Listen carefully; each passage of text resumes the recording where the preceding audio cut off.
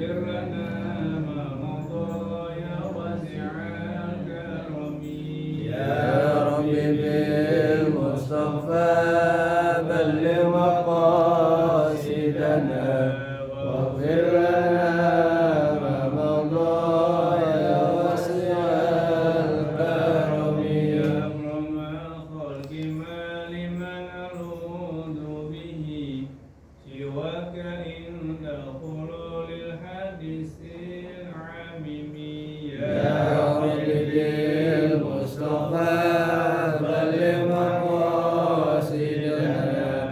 واغفر لنا ما مضى يا واسع الكرم ولم يأتيك رسول الله جاءوك به إذا الكريم تجلى باسم منتكم يا رب بالمصطفى بلغ مقاصدنا واغفر لنا ما مضى يا واسع الكرم وإن من جودك الدنيا وضارتها ومن علومك علم الله والقلم يا رب بالمصطفى بلغ مقاصدنا واغفر لنا ما مضى يا واسع الكرم اللهم صل وسلم وبارك عليه وعلى آله. Baik Bapak Ibu, begitu mari kita lanjutkan kajian berbagai ini yang akan dipimpin oleh guru kami Al-Farah Ustaz Mujiono Sallu ala Muhammad. Allahumma shalli wa sallim ala alihi. Bismillahirrahmanirrahim. Assalamualaikum warahmatullahi wabarakatuh. Waalaikumsalam. Innal hamdalillah nahmaduhu wa nasta'inuhu wa nastaghfiruh wa na'udzu billahi min shururi anfusina wa min sayyiati a'malina may yahdihillahu fala mudilla lahu wa may yudlil fala hadiya lahu. أشهد أن لا إله إلا الله وحده لا شريك له وأشهد أن سيدنا محمدا عبده ورسوله لا نبي بعده. اللهم صل وسلم وبارك على نبينا محمد وعلى آله وأصحابه أجمعين أما بعد. فيا أيها الحاضرون اتقوا الله حق تقاته فلا تموتن إلا وأنتم مسلمون. Yang sama-sama kita hormati Ketua DKM Mushola Nurul Jannah Bapak Ikartim beserta jajarannya. Yang sama-sama kita hormati para ustaz, para ustazah, tokoh masyarakat, jamaah sekalian, Bapak Ibu yang tidak bisa kami sebutkan namanya satu persatu. Semoga Allah Subhanahu wa taala merahmati kita semua. Marilah kita awali kajian pagi hari ini dan sama-sama memanjatkan puji syukur kehadirat Allah Subhanahu wa taala atas karunia nikmatnya yang telah dianugerahkan kepada kita sehingga pada pagi hari ini kita masih diberikan kesempatan oleh Allah untuk menghirup udara di pagi hari ini. Ini merupakan bukti nikmat Allah yang telah diberikan kepada kita semua. Salawat dan salam mari kita haturkan kepada manusia yang mulia, yaitu uswah hasanah untuk kita semua, Rasulullah Shallallahu Alaihi Wasallam, sebagai keluarganya, sahabat-sahabatnya dan umatnya hingga yaumil kiamah nanti. Bapak Ibu sekalian yang dirahmati Allah Subhanahu Wa Taala, alhamdulillah tinggal beberapa hari lagi kita akan memasuki hari raya Idul Kurban atau hari raya Idul Adha. Mudah-mudahan semuanya diberikan kesehatan oleh Allah Subhanahu wa taala melaksanakan ibadah kurban maupun hari raya Idul Adha. Ada amalan yang sangat dianjurkan, yaitu shaum sunnah bagi orang yang tidak berhaji, adalah saum sunnah hari Arafah ya. Insyaallah nanti mudah-mudahan diberikan kesehatan, kita bisa sama-sama menunaikan ibadah saum sunnah di hari Arafah. Bapak Ibu sekalian yang dirahmati Allah Subhanahu wa taala, mari kita lanjutkan kembali kajian kita pada pagi hari ini, melanjutkan biografi surah-surah pilihan yang terdapat dalam Al-Qur'an. Kita masuk biografi surah Ad-Dukhan. Kita awali dengan penamaan surah Ad-Dukhan. Surah ini dinamakan Ad-Dukhan yang artinya adalah kabut, diambil dari kata Ad-Dukhan yang terdapat di dalam ayat yang ke-10. Jadi dinamakan surah Ad-Dukhan ini diambil dari ayat yang ke-10. Bunyinya apa? Kalau ada bawa Al-Quran silahkan dibuka. Fartaqib yawma ta'tis sama'u bidukhanin mubin. Itu ayat 10. Di situ ada kata-kata bidukhanin mubin. Fartaqib yawma ta'tis sama'u bidukhanin mubin. Jadi ayat surah ini dinamakan Ad-Dukhan, artinya kabut, diambil dari ayat yang ke-10. Ada juga yang menyebutkan bahwa surah ini dinamakan Ad-Dukhan karena Allah Subhanahu wa taala menjadikan kabut untuk menakuti orang-orang kafir pada saat mereka terkena paceklik dan kelaparan karena kedustaan mereka terhadap Rasulullah Shallallahu Alaihi Wasallam. Kemudian mereka melihat ke langit dan mereka melihat seperti kabut yang sangat jelas dikarenakan penderitaan mereka, dan juga terdapat ancaman untuk generasi yang akan datang dengan munculnya kabut di langit selama 40 hari yang merupakan salah satu pertanda hari kiamat. Ini disebutkan di dalam beberapa keterangan ulama kalau Ad-Dukhan itu dinamakan Ad-Dukhan karena Allah menjadikan kabut untuk menakut-nakuti orang kafir. Gara-gara apa? Gara-gara mereka mendustakan Rasul Sallallahu Alaihi Wasallam. Bapak Ibu sekalian yang dirahmati Allah Subhanahu wa taala, yang berikutnya kedudukan surah Ad-Dukhan. Surah ini terdiri dari 59 ayat. Ini surah Ad-Dukhan ini terdiri dari 59 ayat. Secara Al-Quran yang kita miliki, riwayat Imam Hafiz, Al-Quran surah Ad-Dukhan ini terdiri dari 59 ayat. Nanti ada yang berpendapat bahwa surah Ad-Dukhan ini jumlahnya 57 ayat. Ada yang mengatakan 57, ada yang mengatakan 59. Kita baca dulu kedudukan surah Ad-Dukhan. Surah ini terdiri dari 59 ayat, dikelompokkan sebagai surah Makkiyah.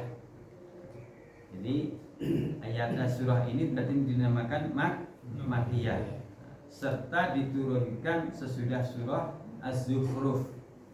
Imam Al-Qurtubi menuturkan bahwa menurut kesepakatan para ulama, surah Ad-Dukhan ini kelompok surah Makkiyah kecuali ayat yang ke-15. Dan juga dikatakan bahwa jumlah ayat yang terdapat dalam surah ini terjadi perbedaan. Jadi menurut Imam Al-Qurtubi, surah Ad-Dukhan ini kebanyakan ulama, mayoritas ulama mengatakan Makkiyah kecuali hanya ada satu ayat, yaitu ayat yang ke-15. Inna kashiful adabi qalila innakum aidun. Itu dikatakan dia masuk Madaniyah. Dan juga dikatakan bahwa surah Ad-Dukhan ini terjadi perbedaan tentang jumlahnya. Ada yang mengatakan 57, ada yang mengatakan 59. Kalau Al-Quran yang kita punya riwayat Hafiz itu jumlahnya 59. Kemudian ada juga ulama yang menyebutkan bahwa ayat-ayat yang terdapat di dalam surah ini semuanya turun sebelum Nabi Shallallahu Alaihi Wasallam hijrah ke Madinah. Jadi kalau sebelum hijrah berarti apa? Makkiyah. Kalau sesudah hijrah berarti Madaniyah. Nah, ada sebagian ulama sebagaimana Imam Qurtubi tadi menyatakan bahwa ayat 15 ini diturunkan di Madinah, namun banyak ulama yang tidak mendukung riwayat ini. Singkatnya, ayat-ayat surah ini dan isinya yang tegas merupakan ciri-ciri khas ayat-ayat Makkiyah. Kedudukannya jelas ya. Kedudukannya mayoritas ulama menyebutkan surah Ad-Dukhan ini Makkiyah. Jumlah ayatnya 59, walaupun ada yang berpendapat 57. Bapak Ibu sekalian, kemudian yang ketiga, isi kandungan surah Ad-Dukhan. Surah yang mulia ini diawali dengan pembahasan Al-Quran, kitab suci yang kemukjizatannya abadi dan kekal, hingga Allah Subhanahu wa Ta'ala mewariskan bumi dan makhluk yang ada di dalamnya, barulah mereka kembali kepadanya. Di samping itu, surah ini juga membahas tentang turunnya Al-Quran pada malam yang paling diberkahi dan utama di dalam sejarah, yaitu malam Al-Qadar. Jadi ternyata tentang turunnya Al-Quran yang dimuliakan, yang diberkahi malam Al-Qadar itu tidak hanya di dalam surah Al-Qadar. Ternyata di dalam surah Ad-Dukhan ini juga disebutkan bahwa Al-Quran itu diturunkan pada malam yang diberkahi, malam Al-Qadar. Adanya di mana? Ayat yang ketiga. Inna anzalnahu fi lailatin mubarakah inna kunna munzirin. Jadi sesungguhnya kami telah menurunkan Al-Quran pada malam yang diberkahi. Itu adanya di ayat ketiga. Jadi Al-Quran selain diturunkan penjelasannya dalam Al-Qadar, ternyata di dalam surah Ad-Dukhan ini juga dijelaskan kalau Al-Quran itu diturunkan pada malam yang diberkahi, yaitu malam Al-Qadar. Nah, surah ini juga menerangkan tentang keagungan Allah, keagungan malam. Kemudian malam itu seluruh urusan makhluk ditetapkan. Jadi kalau kita Ramadan kemarin kalau malam Al-Qadar itu kan seluruh ketetapan seorang hamba itu selama 1 tahun itu kan ditetapkan, usianya, umurnya itu ya, kemudian rezekinya, jodohnya, itu semua ditetapkan. Sama ketika malam Lailatul Qadar yang dijelaskan di surah ini juga begitu juga. Jadi Allah memilih malam Lailatul Qadar itu untuk menurunkan kitab samawi yang terakhir pada Nabi dan Rasul yang terakhir, yaitu Nabi Muhammad Shallallahu Alaihi Wasallam. Jadi kitab samawi itu kitab apa? Yang diturunkan dari langit, kitab-kitab samawi. Jadi kitab samawi itu sebelum Al-Quran ada namanya kitab-kitab yang lain. Kita juga diperintahkan untuk apa? Beriman terhadap kitab-kitab Allah Subhanahu wa Ta'ala. Kita disuruh beriman dengan adanya apa? Kitab yang diturunkan kepada Nabi Musa, Nabi Isa, Nabi Daud, yang terakhir adalah Nabi Muhammad SAW. Al-Quran yang merupakan penyempurnaan daripada kitab-kitab terdahulu.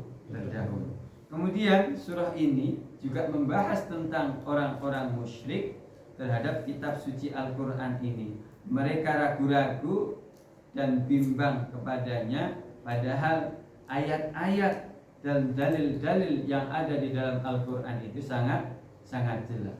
Selanjutnya isi kandungan surah Ad-Dukhan ini mengancam orang-orang musyrik tersebut dengan siksaan yang sangat berat dan dengan asap yang mengerikan yang memperingatkan mereka akan nasib terburuk mereka. Namun mereka tidak mau beriman. Hal itu diiringi dengan nasihat dan hikmah dari kisah Fir'aun dan kaumnya Nabi Musa. Bersama itu Allah Subhanahu wa ta'ala menyelamatkan orang-orang beriman dan membenamkan orang-orang kafir yang ada di laut. Seperti itu. Kemudian isi kandungan yang berikutnya dalam surah Ad-Dukhan ini dibahas juga mengenai orang-orang musyrik Makkah dan keingkaran mereka terhadap hari kiamat, terhadap hari berbangkit. Jadi orang-orang musyrik Makkah dulu itu nggak percaya adanya apa? Hari kiamat, nggak percaya adanya hari berbangkit. Itu jadi orang-orang musyrik itu begitu. Jadi mereka berbuat kesyirikan itu bebas saja karena mereka nggak takut adanya hari kiamat, nggak takut harinya berbangkit. Selain itu dalam surah Ad-Dukhan ini juga membicarakan permusuhan mereka terhadap kehidupan kedua setelah mati. Karena itulah mereka mendustakan Nabi Shallallahu Alaihi Wasallam. Selain itu surah ini juga menerangkan bahwa orang-orang yang mendustakan itu tidak lebih mulia di sisi Allah daripada umat sebelum mereka yang durhaka. Dan sesungguhnya ketentuan Allah tidak berubah, yaitu dengan membinasakan orang-orang yang durhaka dan orang-orang yang berdosa. Kemudian yang terakhir, kandungan surah Ad-Dukhan ini ditutup mengenai nasib orang-orang yang soleh dan orang-orang yang durhaka, agar mereka semangat dan menyampaikan kabar gembira kepada orang-orang yang soleh yang mempunyai tujuan dan takdir yang baik, dan menakuti orang-orang yang durhaka dan mengancam mereka dengan pembalasan dan hukuman yang berat. Jadi di penutup surah Ad-Dukhan ini dijelaskan tentang dua hal, orang yang soleh dan orang yang durhaka. Jadi nasib mereka mengenai orang yang soleh, orang yang durhaka ini diberikan ketentuan di dalam surah ini. Jadi kabar gembira bagi orang-orang yang soleh karena mereka mempunyai tujuan dan takdir yang baik. Yang kedua, bagi orang yang durhaka ditakut-takuti dan mengancam mereka dengan pembalasan dan hukuman yang sangat berat. Bapak Ibu sekalian yang dirahmati Allah Subhanahu wa taala. Kemudian yang keempat adalah munasabah dengan surah sebelumnya atau kaitannya, korelasinya dengan surah yang sebelumnya.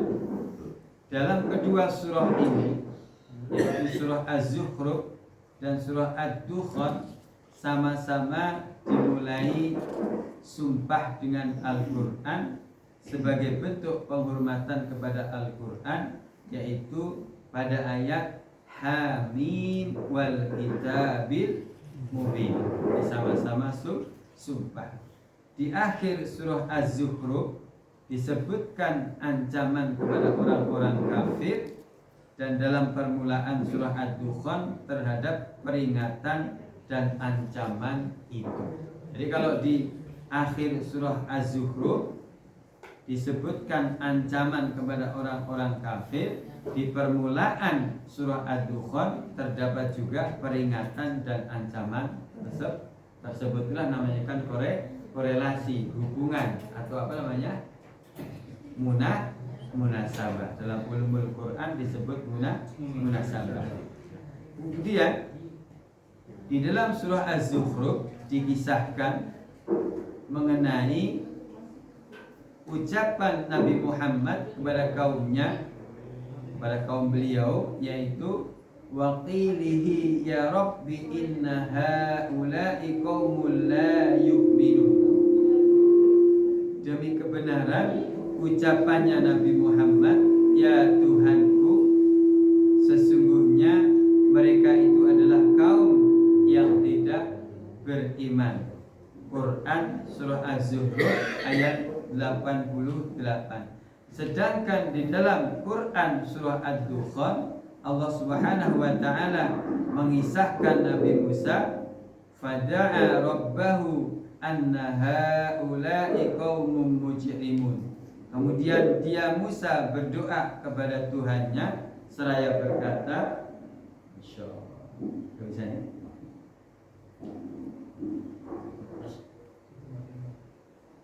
kita lanjutkan. Tadi di dalam surah Az-Zukhruf dikisahkan mengenai ucapan Nabi Muhammad kepada kaum beliau, yaitu waqilihi ya rabbi inna haula'i qaumun la yu'minun. Demi kebenaran ucapan Nabi Muhammad, ya Tuhanku, sesungguhnya mereka itu adalah kaum yang tidak beriman. Sedangkan di dalam surah Ad-Dukhan Allah Subhanahu wa taala mengisahkan fada'a rabbahu anna haula'i qaumun mujrimun. Kemudian dia Musa berdoa kepada Tuhannya, saya berkata sesungguhnya mereka ini adalah kaum yang pendurhaka. Di hubungannya antara surah Az-Zukhruf ayat 88 ada kaitannya dengan surah Ad-Dukhan ayat 22. Baik, kita lanjutkan. Kemudian asbabun nuzul surah Ad-Dukhan, Imam As-Suyuti merujuk kepada Imam Al-Bukhari meriwayatkan dari Imam Ibnu Mas'ud yang mengatakan tatkala orang-orang Quraisy berbuat durhaka terhadap Nabi Muhammad SAW, maka beliau berdoa agar mereka ditimpa kelaparan seperti yang dialami oleh umatnya Nabi Yusuf alaihissalam. Mereka akhirnya tertimpa kelaparan hingga mereka memakan tulang belulang. Ada salah seorang laki-laki dari mereka yang memandang ke langit seperti ada kabut. Hal itu karena dirinya merasa sangat berat menanggung sebuah penderitaan. Maka Allah Subhanahu wa taala menurunkan firman-Nya, fartaqib yawma ta'tis samaa'u bi dukhanin mubin. Maka nantikanlah hari ketika langit mendatangkan kabut asap yang nampak jelas. Ini terdapat di dalam ayat 10. Maka laki-laki itu mendatangi Rasulullah SAW. Lalu ia berkata, wahai Rasulullah, mintalah hujan kepada Allah Subhanahu wa taala kepada kabilah Mudhar karena mereka sudah binasa. Beliau lalu meminta hujan sehingga orang-orang mendapat rahmat hujan. Maka turunlah firman Allah Subhanahu wa taala, inna kashiful adzabi qalila innakum aidun. Sesungguhnya kalau kami melenyapkan azab itu sebentar saja, maka pasti akan kembali ingkar. Quran surah Ad-Dukhan ayat 15. Jadi kalau Allah melenyapkan, menghilangkan azab seperti dukhan sebentar saja, udah hilang tuh dukhan kabutnya itu, maka pasti mereka itu akan kembali ingkar. Itu cirinya orang kafir itu gitu. Kabilah Mudhar itu sebutkan seperti itu. Kalau Allah mengazab mereka, azabnya selesai, tadi kan minta kan, sudah diturunkan rahmat, minta diturunkan hujan. Sekiranya azab itu selesai, maka orang-orang seperti kaum kabilah Mudhar itu akan kembali ingkar kepada Allah Subhanahu wa Ta'ala. Kebiasaannya begitu. Jadi minta rahmat Allah diberikan, ketika sudah diberikan nggak lama ingkar lagi. Itu bajinya. Gambarannya begitu orang kafir Quraisy dulu seperti itu. Maka tatkala mereka memperoleh kesenangan, maka mereka kembali kepada keadaan semula. Maka Allah menurunkan firman-Nya lagi, yauma nabtishul batsyatal kubra inna muntaqimun. Ingatlah pada hari ketika kami menghantam mereka dengan hantaman yang besar, sesungguhnya kami adalah pemberi balasan. Quran surah Ad-Dukhan ayat 16. Jemaah sekalian yang dirahmati Allah Subhanahu wa Ta'ala, terdapat sebuah riwayat dari Sa'id bin Mansur dari Ibnu Malik. Ia berkata, sesungguhnya Abu Jahal adalah datang membawa kurma dan membawa keju. Enak kan? Kurma dan keju. Lalu ia mengatakan, buatlah zakun oleh kalian. Inilah zakun yang dijanjikan oleh Muhammad terhadap kalian. Jadi menurut Abu Jahal itu, zakun yang dijanjikan Allah itu di dalam neraka itu apa isinya? Kurma dan keju. Jadi mereka Abu Jahal itu mengatakan bahwa kurma dan keju itu adalah anggapannya makanan yang namanya zakum. Inilah zakum yang dijanjikan Muhammad terhadap kalian. Maka turunlah ayat Quran surah Ad-Dukhan ayat 43 dan 44, inna syajarataz zakum ta'amul asim. Sesungguhnya pohon zakum itu adalah makanan yang bergelimang dosa. Qatadah mengatakan ayat ini turun terkait musuh Allah yaitu Abu Jahal.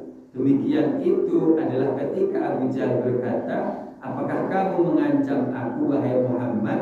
Sesungguhnya aku adalah orang yang paling mulia dan orang yang paling perkasa. Jadi itu Abu Jahal mengatakan ayat ini terkait apakah kamu mengancam aku wahai Muhammad? Sesungguhnya aku adalah orang yang paling mulia dan orang yang paling perkasa. Turunlah ayat Dzuk innaka antal azizul karim. Dikatakan kepadanya, rasakanlah sesungguhnya engkau dalam kehidupan dunia benar-benar merasa sebagai orang yang perkasa lagi mulia. Diriwayatkan oleh Imam Al-Umawi dari Ikrimah, ia berkata Rasulullah SAW bertemu dengan Abu Jahal lalu berkata, sesungguhnya Allah memerintahkanku mengadakan kepadamu celakalah kamu maka celakalah, kemudian celakalah kamu maka celakalah. Ini terdapat di dalam Quran surah Al-Qiyamah ayat 34-35. Lalu Abu Jahal mencopot pakaiannya dari tangannya lantas berkata, engkau dan sahabatmu tidak akan sanggup melakukan sesuatu terhadapku. Engkau tahu bahwa aku orang yang dilindungi penduduk berhak dan aku merupakan orang yang paling perkasa dan orang yang paling mulia. Allah Subhanahu wa Ta'ala lalu mematikan dan menghinakan Abu Jahal pada perang Badar serta mengejek dengan kalimatnya sendiri. Dalam hal ini turunlah firman Allah Subhanahu wa Ta'ala, Dzuk innaka antal azizul karim, dan katakanlah kepadanya, rasakanlah sesungguhnya engkau dalam kehidupan dunia benar-benar merasa sebagai orang yang perkasa lagi mulia. Bapak Ibu sekalian yang dirahmati Allah Subhanahu wa taala, itu beberapa ayat yang terkait dengan asbabun nuzul surah Ad-Dukhan. Beberapa ayat tadi menyebutkan tentang Abu Jahal. Jadi ketika dikisahkan tentang pohon zakum yang ada di dalam neraka, kata Abu Jahal sambil meledek, sambil mengejek bahwa zakum itu adalah berasal dari kurma dan keju, sehingga nanti Abu Jahal itu akan merasakan apa yang namanya zakum. Kemudian yang berikutnya, keselarasan awal dan akhir surah Ad-Dukhan. Di dalam surah Ad-Dukhan ini diawali dengan menyebutkan Al-Quran yang mulia dan bahwasanya ia adalah pemberi peringatan sebagaimana firman-Nya, Hamim wal kitabil mubin inna anzalnahu fi lailatin mubarakah inna kunna munzirin. Hamim, demi kitab Al-Quran yang jelas, sesungguhnya kami mulai menurunkannya pada malam yang diberkahi. Sesungguhnya kami pemberi peringatan.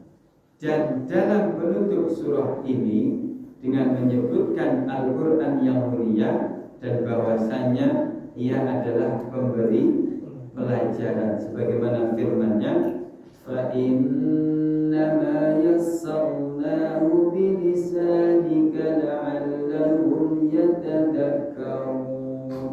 Sesungguhnya kami telah memudahkan Al-Quran dengan bahasamu, yakni bahasa Arab, supaya mereka mendapat pelajaran. Kalau tadi peringatan, kalau ini pelajaran.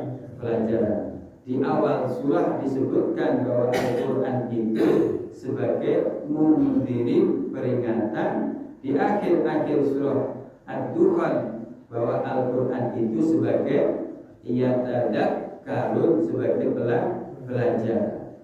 Demikian itu merupakan rahmat Allah kepada hamba-hambanya bahwa diturunkan kepada mereka Al-Quran dari sisinya yang memberikan mereka peringatan dan menuntun mereka kepada petunjuk yang lurus.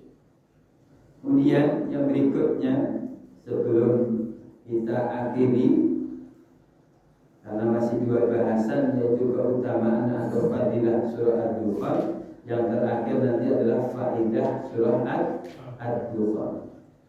Sedangkan yang fadilahnya atau keutamaan surah Ad-Dukhan, yang pertama, malaikat akan memohonkan ampunan. Jadi keutamaan surah Ad-Dukhan yang pertama adalah malaikat akan memohonkan ampunan. An Abi Hurairah qala, dari Abu Hurairah ia berkata, qala Rasulullah sallallahu alaihi wasallam, Rasulullah sallallahu alaihi wasallam bersabda, man qara'a, siapa saja yang membaca Hamim Ad-Dukhan fi lailatin asbaha yastaghfiru lahu sab'una alfa malak.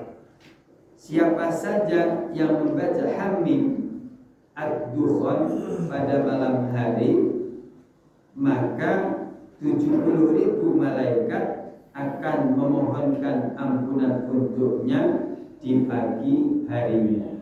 Jadi kalau ada orang yang membaca surah Ad-Dukhan pada malam hari, maka 70.000 malaikat akan memohonkan ampunan untuk orang yang membaca surah Ad-Dukhan itu di pagi harinya. Diriwayatkan oleh Imam At-Tirmidzi. Kemudian keutamaan surah Ad-Dukhan yang kedua, akan diampuni kesalahannya.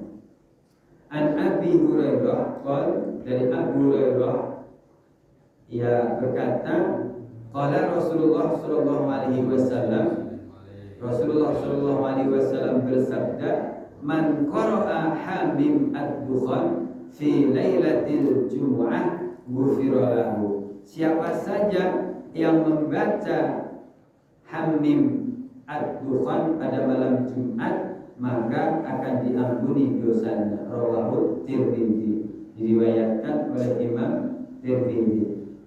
Selain itu juga ada riwayat yang menyebutkan dari Imam Ad-Darimi an Abdullah bin Isa qala ukhbirtu annahu man qara'a Hamim ad-Dukhan lailatal jumu'ati imanan wa tasdiqan biha asbaha maghfuran lah. Jadi dari Abdullah bin Isa, dia mengatakan, aku diberi kabar bahwasanya siapa saja yang membaca Hamim ad-Dukhan pada malam Jumat karena keimanan dan membenarkan surah tersebut, niscaya dia berada di waktu pagi dalam keadaan telah diampuni. Riwayat Imam Ad-Darimi. Kemudian yang ketiga, fadilah atau keutamaan surah Ad-Dukhan akan dikawinkan dengan bidadari. An Abi Waqi qal, dari An Abi Rafi qal, dari Abi Rafi yang berkata, man qara'a, siapa yang membaca Ad-Dukhan, surah Ad-Dukhan fi lailatul Jumu'ah pada malam Jumat, asbaha maghfura lahu wa suwajjiha minal huril 'ain. Jadi siapa yang membaca surah Ad-Dukhan pada malam Jumat, niscaya dia berada di pada waktu pagi dalam keadaan telah diampuni dan dia akan dikawinkan dengan bidadari. Riwayat Imam Ad-Darimi. Itu keutamaan surah Ad-Dukhan setidaknya ada 3 akan diampuni kalau dibaca di malam Jumat, akan dikawinkan dengan bidadari. Namun ada tapinya. Menurut Profesor Wahbah Az-Zuhaili di dalam tafsir Al-Munirnya, beliau menyebutkan bahwa para ulama tafsir menuturkan mengenai beberapa hadis keutamaan surah Ad-Dukhan yang tidak lepas dari unsur kedhaifan. Jadi menurut Wahbah Az-Zuhaili di dalam tafsir Al-Munirnya, beliau menuturkan beberapa keutamaan surah Ad-Dukhan menurut ulama tafsir itu tidak lepas dari unsur dhaif, lemah. Jadi periwayatan dari Imam Tirmidzi dan Ad-Darimi ini menurut ulama tafsir itu banyakannya adalah dhaif, lemah. Jadi nanti kalau udah ada ungkapan dhaif, jangan nuntut nanti ya. Jangan nuntut. Kok saya sudah membaca surah Ad-Dukhan malam Jumat, di akhiratnya ya, kok tidak dikawinkan dengan apa? Bidadari. Jangan nuntut, karena di sini ada keterangan ulama tafsir, ada yang menyebutkan bahwa hadis-hadis yang berbicara tentang fadilahnya surah Ad-Dukhan itu, ada yang menyebutkan adalah tidak lepas dari unsur dhaif, lemah seperti itu. Tapi kalau kita baca ya bagus-bagus saja. Namanya kita membaca Al-Quran, satu huruf dibalas dengan berapa? 10 kebaikan, seperti itu. Nah, yang terakhir pembahasan kita adalah faedah surah Ad-Dukhan. Sesungguhnya Allah Subhanahu wa taala mengulur waktu untuk orang-orang yang zalim sampai apabila Allah hendak mengambilnya, maka mereka tidak akan terlepas sebagaimana yang terdapat di dalam Quran surah Ad-Dukhan ini ayat 16. Jadi Allah itu mengulur waktu untuk orang-orang yang zalim sampai apabila Allah hendak mengambilnya, maka mereka tidak akan terlepas sebagaimana yang terdapat di dalam ayat 16. Sebagaimana tadi sudah kita baca, yauma nabtishul batsyatal kubra inna mumtakin. Kemudian perlu kita renungi, kalau bapak-bapak punya membuka Al-Quran ayat 27, di situ ada perbedaan antara kata nikmatun dengan kata nakmatun. Nah, di situ firman-Nya wa na'matin kanu fiha fakihin. Di ayat 27 ada kata nakmatun ya. Kalau apa namanya di dalam bahasanya nanti ada perbedaan antara kata nikmatun dengan kata nakmatun. Itu ada dua sisi. Yang pertama, kata nikmatun dengan mengkasrohkan huruf nun, dan kata nakmatun memfathahkan huruf nun. Kalau lafalnya tadi kan wa nakmatin kanu fiha fakihin. Adalah yang pertama, kalau nikmatun itu kenikmatan dalam hal yang dimiliki. Sedangkan kalau memfathahkan huruf nun dengan membaca nakmatun, itu berarti kenikmatan pada tubuh dan agama. Itu. Kemudian sisi yang kedua, kata nikmatun berasal dari kata al-minnatu, artinya adalah karunia, kebaikan dan pemberian. Adapun kata nakmatun berasal dari kata at-tan'im, artinya adalah kelapangan hidup. Jadi gitu ya. Jadi kata wa na'matin kanu fiha fakihin ayat 27 itu ada perbedaan. Kalau nikmatun dengan mengkasrohkan nun itu kenikmatan dalam hal yang dimiliki. Kalau menggunakan fathah pada huruf nun, nakmatun itu kenikmatan pada tubuh dan agama. Itu yang pertama. Kemudian yang kedua, kata nikmatun berasal dari kata al-minnatu, artinya apa tadi? Karunia, kebaikan dan pemberian. Sedangkan nakmatun berasal dari kata at-tan'im, artinya adalah kelapangan hidup. Ringkasnya, kata nikmatun ia adalah nikmat yang Allah berikan kepada hambanya. Sedangkan kata nakmatun ia adalah keadaan yang dirasakan setelah mendapatkan kenikmatan Allah tersebut. Jadi bedanya begitu. Jadi ringkasnya, nikmatun dan nakmatun. Kalau nikmatun, nikmat Allah yang diberikan kepada hambanya. Sedangkan nakmatun, keadaan yang dirasakan setelah mendapatkan kenikmatan Allah Subhanahu wa ta'ala. Wallahu a'lam bishawab. Ini Ad-Dukhan selesai, insyaallah. Pertemuan yang akan datang kita lanjutkan kembali. Mudah-mudahan apa yang kita bahas pada pagi hari ini masuk ke dalam sanubari kita, sehingga kita bisa mengambil pelajaran daripada surah Ad-Dukhan. Ternyata penjelasan tentang Al-Quran diturunkan pada malam Lailatul Qadar itu tidak hanya terdapat di dalam surah Al-Quran, tapi juga terdapat di dalam Quran surah Ad-Dukhan, sebagaimana ayat kedua, inna anzalnahu fi lailatin mubarakah inna kunna munzirin. Jadi ada perjalanan yang lain yang disebutkan dalam Quran surah Ad-Dukhan.